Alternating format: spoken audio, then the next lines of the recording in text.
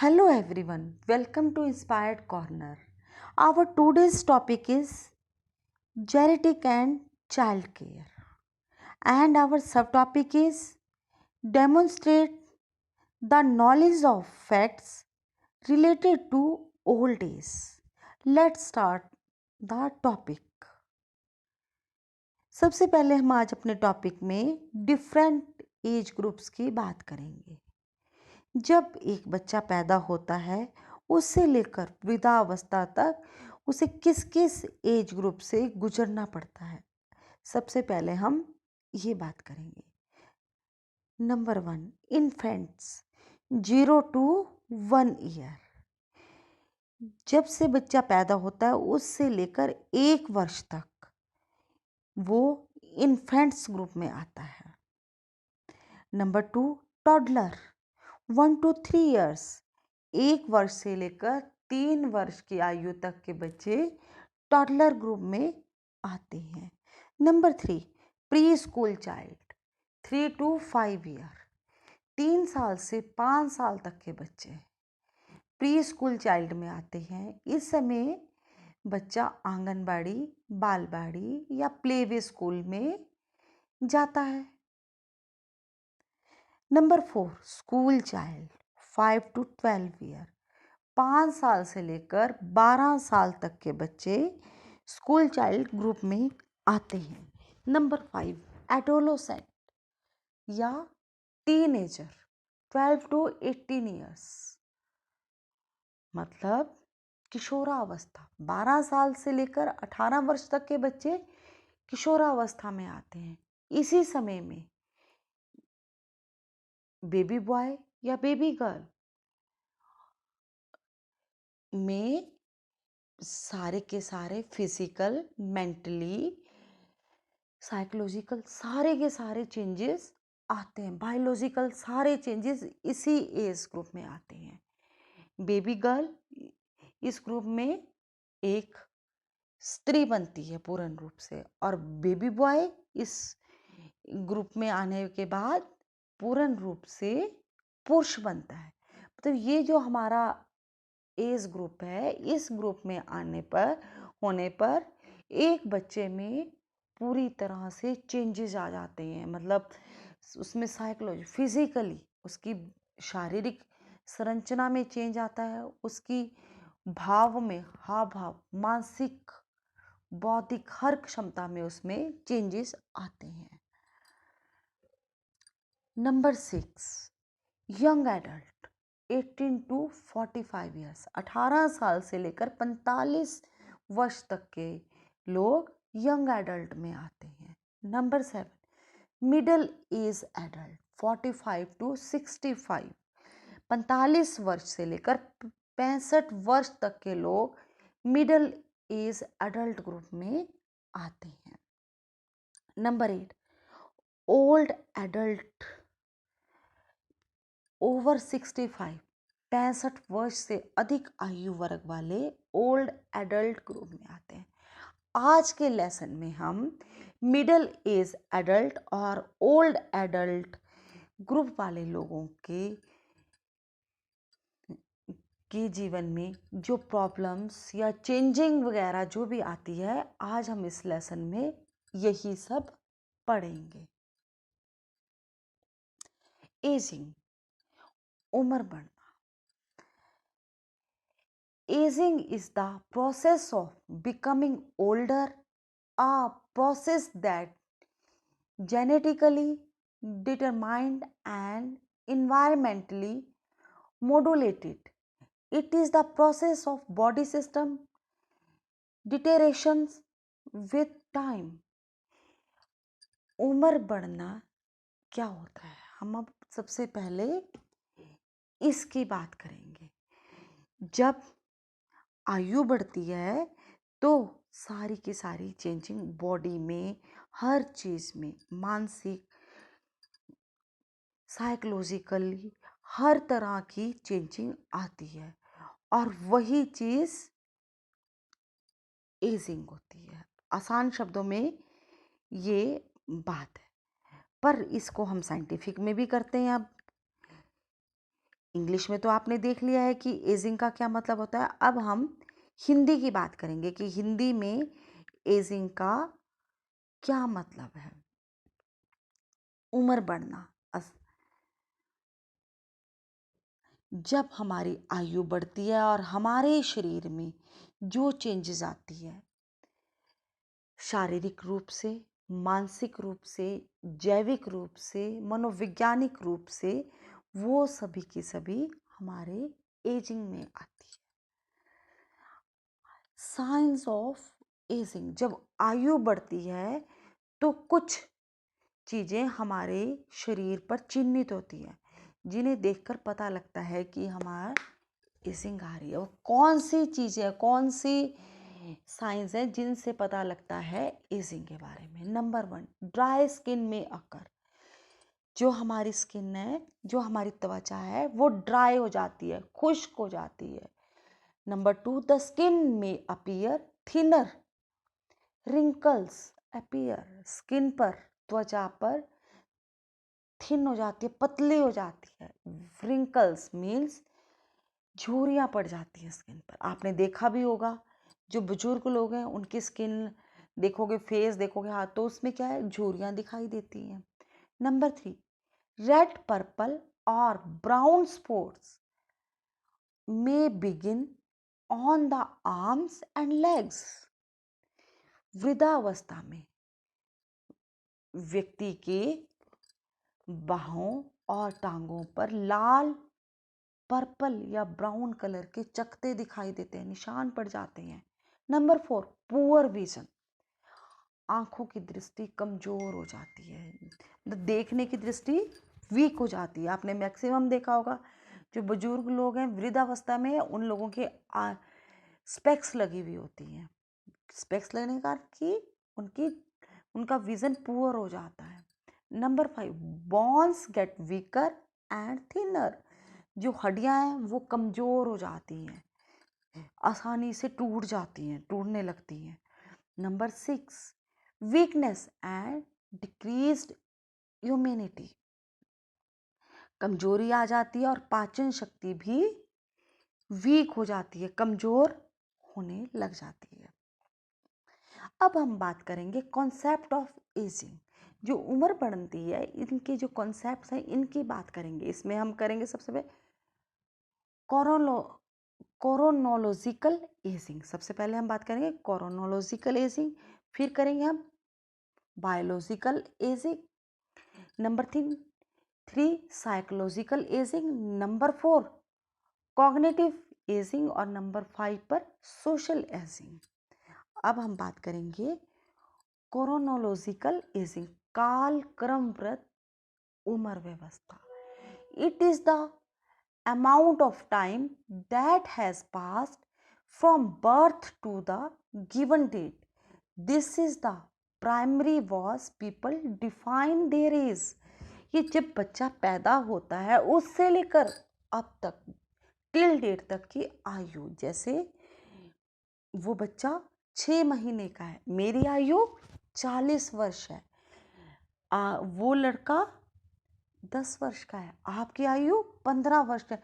मतलब एक्यूरेट जो एज है वो बताता है। क्रोनोलॉजिकल एज एग्जैक्ट एज को बताती है। अब हम बात करेंगे बायोलॉजिकल एज की। बायोलॉजिकल एज होती है जैविक आयु। जैविक उम्र कितनी है? It refers to the physical changes that reduce the efficiency of organ system.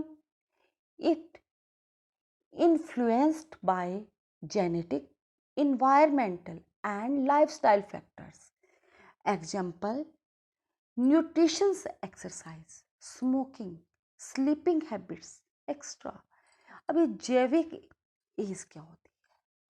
जो हमारे शरीर में चेंजेस आते हैं, हमारे जो फिजिकल चेंजेस, शारीरिक चेंजेस आते हैं, जो हमारे ऑर्गन्स में चेंजिंग आते हैं, उससे जो हमारी आयु दिखती है। और ये आयु हमारी जो क्रोनोलॉजिकल एज है उससे कम ज़्यादा भी हो सकती है। कई बार क्या होता है, कोई व्यक्ति देखने में एज लगता है, बुजुर्ग लगता है, पर उसकी आयु कम होती है। और कई बार क्या होता है, किसी की एज ज़्यादा होती है और वो अपनी आयु से कम दिखाई देता है। उसका कारण क्या होता है, उसकी जो न्यूट्रिशंस एक्सरसाइजेस हैं, जो उसकी हैबिट्स हैं, उनसे उसकी एज कम ज़्यादा होती है। उसको कैसा इन्वायरमेंट मिला है, कैसा वातावरण मिला है, और जेनेटिक कैसा उसका वंशानुगत है, और कैसे उसके लाइफस्टाइल से, इससे उसकी एज कम ज़्यादा हो सकती है। तो ये जो जैविक एज है, ये उससे पता लगता है। पर ये कॉरोनोलॉजिकल एज, मतलब कालक्रमबद्ध आयु से कम ज़्यादा हो सकती है। साइकोलॉजिकल एजिंग, मनोवैज्ञानिक आयु। अब ये क्या चीज़ है, it is how old one feels, acts, and behaves, and is thus not necessarily equal to chronological age, which is age since birth. अब ये जो मनोवैज्ञानिक आयु है, ये भी जो हमारी कालक्रमबद्ध वाली आयु है, उससे डिफरेंट हो सकती है। इसका कारण क्या है, जो हमारा मनोविज्ञान है, हम अपने मन में क्या फील करते हैं, कैसी कैसा हमारा बिहेवियर है, ये इन चीज़ों के कारण भी हमारी आयु कम ज़्यादा दिखाई देती है। कई बार क्या होता है, किसी का ये मनोवैज्ञानिक स्तर छोटे बच्चे वाला हो जाता है, और वो छोटे बच्चे की तरफ फील करता है, वैसा ही वो बिहेव करता है, पर उसकी असली में आयु ज़्यादा होती है। तो जब हमें ऐसा लगता है, तो हम क्या करते हैं कि इसकी एज, ये तो छोटे बच्चों की तरह बिहेव कर रहा है, तो उसकी आयु कम दिखती है। कई बार छोटे बच्चे भी कई बार बड़ी बड़ी बात कर देते हैं, जो बड़े भी नहीं सोच सकते। तो हमें उस समय क्या लगता है कि उसकी आयु ज़्यादा है। मतलब ये ज़रूरी नहीं है कि जो आपकी क्रोनोलॉजिकल एज है, वही साइकोलॉजिकल एज भी हो। अब हम बात करेंगे कॉग्निटिव एजिंग की, संज्ञानात्मक आयु की। It is declined in cognitive processing that occurs as people get older. Age-related impairment is in reasoning, memory, and processing speed can arise during adulthood and progress into the elders year. अब जब बुजुर्ग हैं, तो क्या होता है, जैसे जैसे हम बड़े होते जाते हैं, हमारी जो रीजनिंग है, हमारी मेमोरीज है, हमारी प्रोसेसिंग स्पीड है, इन सब में परिवर्तन आता रहता है। इसके कारण भी जो हमारी एज है, वो डिफरेंट शो होती है, अलग, जो हमारी असली में आयु है, उससे कम ज़्यादा दिखाई देती है। तो ये होती है संज्ञानात्मक आयु। अब बात करेंगे हम सोशल एजिंग की, सामाजिक आयु। It refers to an individuals changing roles and relationship with family, friends, and others, informal sport, productive roles, and within organizations. अब ये क्या है, it refers to an individuals, मतलब प्रत्येक की अपनी चेंजिंग है, रोल्स हैं, वो कैसा रोल करता है, अपनी फैमिली के साथ उसका कैसा संबंध है, अपने दोस्तों के साथ कैसा उसका रिलेशन है, कैसा संबंध है, या इनफॉर्मल जो उसके समाज में है, कैसा वो उन अपने आसपास पड़ोस में कैसा संबंध स्थापित करता है, या जहाँ फॉर्मल, जहाँ वो ऑफिस है, जिस ऑर्गेनाइजेशन में काम कर रहा है, वहाँ उसका रोल क्या है, वहाँ उसका क्या चरित्र है। ये जो चीज़ें दर्शाती हैं, ये सोशल एजिंग में दिखाती है, सामाजिक आयु वर्ग में ये चीज़ें दर्शाती है। ये भी हमारे कोरोनोलॉजिकल एज से डिफरेंट हो सकती है। अब हम बात करेंगे health problems in old age. Old age में, वृद्धावस्था में कौन कौन सी हेल्थ प्रॉब्लम्स आ सकती हैं। Number 1, problems due to ageing process. आयु के बढ़ने के कारण जो प्रॉब्लम्स आती हैं, सबसे पहले हम उसकी बात करेंगे। सेनाइल कैटरैक्ट, ये वृद्धावस्था का मोतियाबिंद होता है। ये 40 वर्ष के बाद आना शुरू हो जाता है। मतलब हमें आँखों में जो प्रॉब्लम्स होती है, दिखने में जो प्रॉब्लम्स होती है, वो सेनाइल कैटरैक्ट के अंतर्गत आती है। नंबर 2, ग्लूकोमा, ये होता है काला मोतियाबिंद। ये भी वृद्धावस्था में आता है और इसमें क्या होता है, आँखों की नस खराब हो जाती है और किसी भी चीज़ को देखने में परेशानी होती है। नर्व डीफनेस, बहरापन, कई बार क्या हो जाता है, आपने देखा नहीं, जब वृद्धावस्था में लोग कान में सुनने की मशीन लगाते हैं तो क्या होती है, कौन सी प्रॉब्लम है, वो एजिंग प्रोसेस के में नर्व डीफनेस आ जाती है। फिर ऑस्टेपोरियस अफेक्टिंग मोबिलिटी, ये क्या है, इसमें हड्डियों का कमज़ोर हो जाना होता है। जॉइंट्स, जो हमारे जॉइंट्स हैं उनमें दर्द हो जाती है। और आपने अपने घरों में भी देखा होगा, जो हमारे बुजुर्ग हैं उन्हें कई बार क्या बोलते हैं, हमारी टांगों में दर्द हो रही है या जॉइंट्स में दर्द हो रही है, तो वो भी एजिंग प्रोसेस के प्रॉब्लम्स के कारण होता है। इम्फेसिमा, तो ये क्या है, ये फेफड़ों की बीमारी है, सांस लेने में तकलीफ। फिर फेलियर ऑफ स्पेशल सेंसेस, कई बार किसी चीज़ की सेंसेस का नहीं पता लगता, जैसे सूंघने में हमें हर चीज़ की खुशबू नहीं पता लगती या स्वाद का नहीं पता लगता। जैसे जैसे एज बढ़ती जाती है वैसे वैसे जो स्पेशल सेंसेस हैं इनको, इनमें फेलियर आ जाता है, इन्हें समझने में की क्षमता हमारे शरीर से कम होती जाती है। अब बात करेंगे हम सेकंड की, problem associated with long term illness. कई बड़ी बीमारियां भी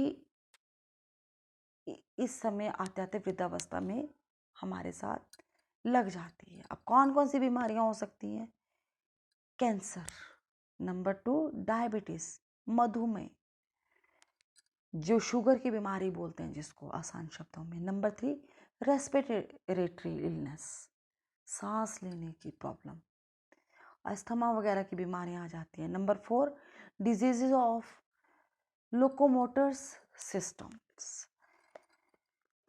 हड्डियों का कमज़ोर होना, चलने फिरने में दिक्कत आ जाना, बोन्स जॉइंट, ये सब जो मस्कुलर्स ये है और उठने बैठने में दिक्कत आती है, वो लोकोमोटर सिस्टम्स के कारण आती है। Number 5 degenerative disease of heart and blood vessels,